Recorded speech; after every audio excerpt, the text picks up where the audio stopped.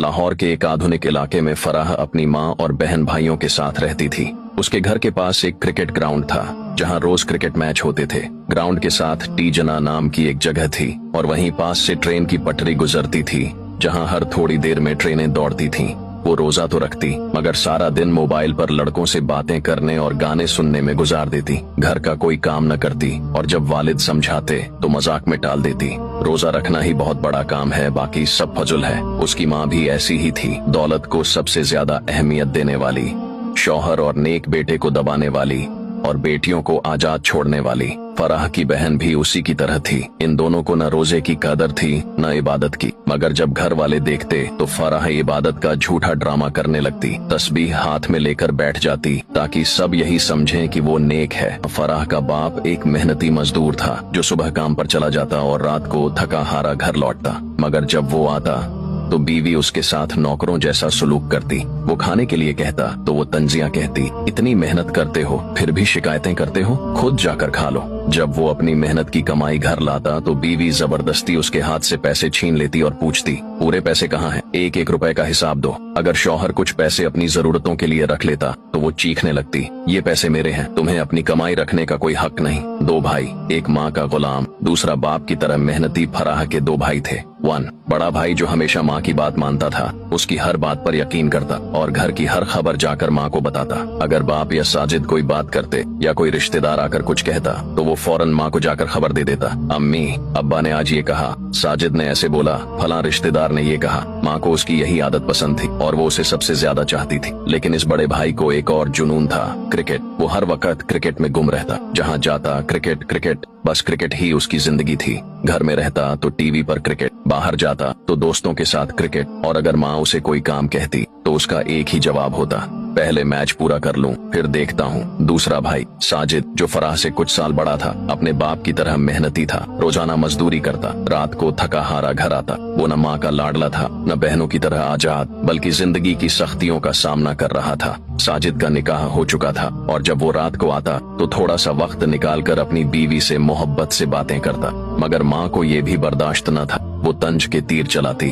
अब बीवी के बगैर 2 मिनट नहीं रह सकते। माँ के लिए वक्त नहीं बचा, बस बीवी ही सब कुछ बन गई। तू भी अपने बाप की तरह बीवी का गुलाम बन गया। रमजान की खूबसूरत रात, फराह पर अल्लाह का अजाब। एक रात जब सब लोग तरावीह पढ़ रहे थे, फराह और उसकी बहन मोबाइल में मग्न थीं। अचानक फराह का जिस्म कांपने लगा, आंखों के आगे अंधेरा छा गया और वो जमीन पर गिर पड़ी। बहन खौफजदा हो गई। वो फराह के करीब आई और उसकी बेहोशी में सवाल करने लगी, फराह तुम्हें क्या हो गया? ये सब क्यों हो रहा है? कहीं तुम्हें अल्लाह के अजाब ने तो नहीं पकड़ लिया? मगर फराह कुछ न बोल सकी, उसकी जबान बंद हो चुकी थी। फराह को फौरन अस्पताल ले जाया गया। डॉक्टर ने कहा इसका इलाज मुमकिन है मगर काफी पैसे लगेंगे। माँ के चेहरे का रंग बदल गया। वो जो सारी दौलत जमा करने में लगी रहती थी, आज जब बेटी की जिंदगी बचाने का वक्त आया तो वो कहने लगी, इतने पैसे मेरे पास नहीं है, मैं ये खर्च नहीं कर सकती। बड़ा भाई भी माँ की तरह ही था, वो भी खामोश खड़ा रहा। मगर साजिद आगे बढ़ा, उसने अपनी सारी जमा पूंजी निकाली और फराह के इलाज के लिए दे दी। अल्लाह ने रहम किया और इलाज के बाद फराह ठीक हो गई।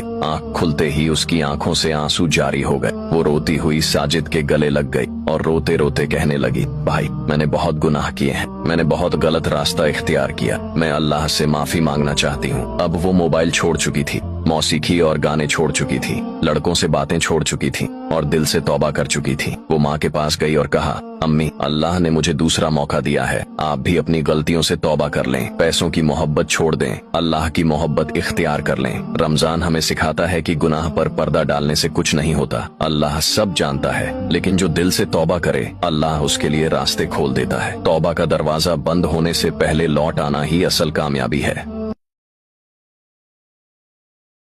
सोचो, अगर एक ऐसी चीज हो जो तुझे कब्र के अजाब से बचा ले और तेरी रूह को हमेशा की शांति दे दे, क्या तू उसे हर दिन अपनाना नहीं चाहेगा?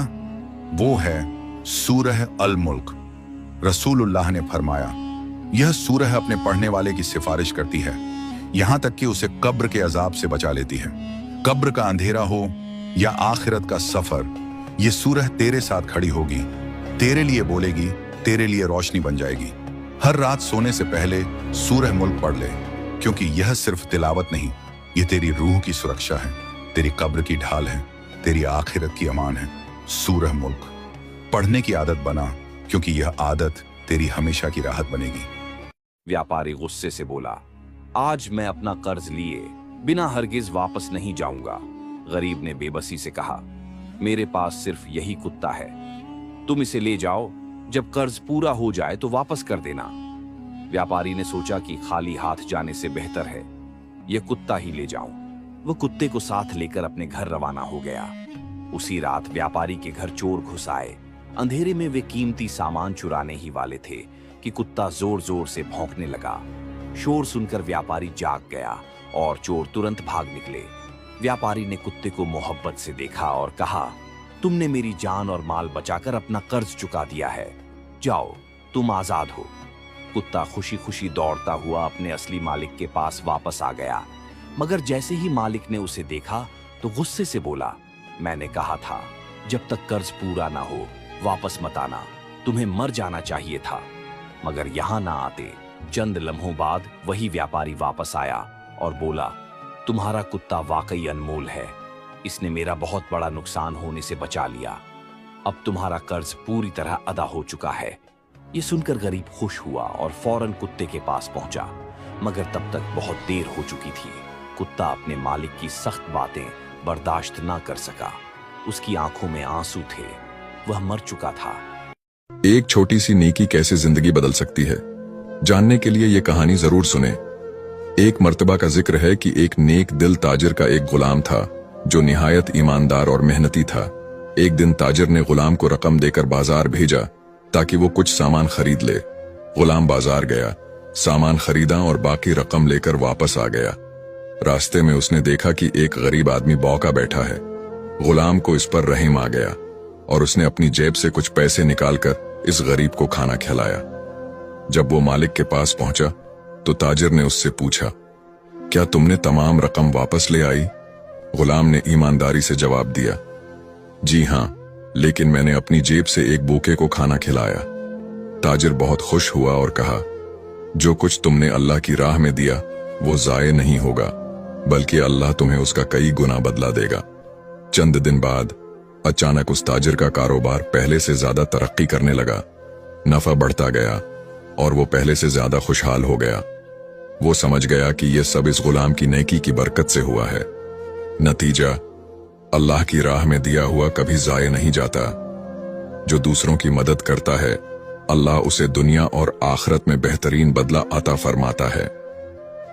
अचानक मुसाफिर की नजर एक शेर पर पड़ी जो रस्सियों से बंधा हुआ था। जब वह करीब पहुंचा तो शेर बेबसी से बोला, मुझे आजाद कर दो, मैं तुम्हारी इस मेहरबानी को कभी नहीं भूलूंगा। मुसाफिर को शेर पर तरस आया, उसने रस्सी खोली और शेर को आजाद कर दिया। कुछ दिन बाद जब मुसाफिर बैठा आराम कर रहा था, अचानक वही शेर वहां आ गया और गहरी नजरों से उसे घूरने लगा। मुसाफिर ने चौंक कर पूछा, क्या हुआ, तुम मुझे इस तरह क्यों देख रहे हो? शेर बोला, मेरी फितरत है शिकार करना और इस वक्त तुम मेरे लिए सबसे आसान शिकार हो। मुसाफिर ने हैरानी से कहा, मैंने तुम्हें बचाया, तुम्हें नई जिंदगी दी और अब तुम मुझे ही खाना चाहते हो? बात बढ़ गई तो दोनों ने फैसला किया कि किसी तीसरे से इंसाफ लिया जाए। रास्ते में उन्हें एक ऊंट मिला। उन्होंने सारा वाकया उसे सुनाया। ऊंट बोला, इंसान सारी जिंदगी हम पर बोझ डालता है और जब हम बूढ़े हो जाते हैं तो हमें मार देता है। मैं तो शेर का साथ दूंगा। मुसाफिर और शेर आगे बढ़े और एक दरवेश के पास पहुंचे। दरवेश ने सारा वाकया सुना, फिर सुकून से कहा, मैं तभी फैसला करूंगा जब तुम पूरा वाकया वैसे ही करके दिखाओ जैसे असल में हुआ था। चुनांचे मुसाफिर ने शेर को दोबारा रस्सियों से बांध दिया, बिल्कुल वैसे ही जैसे वह पहले बंधा था। दरवेश मुस्कुराया और कहा, बस फैसला हो गया, नेकी हर जगह नहीं की जाती और जो आजाद होकर काटने लगे उसे दोबारा बांध देना ही समझदारी है।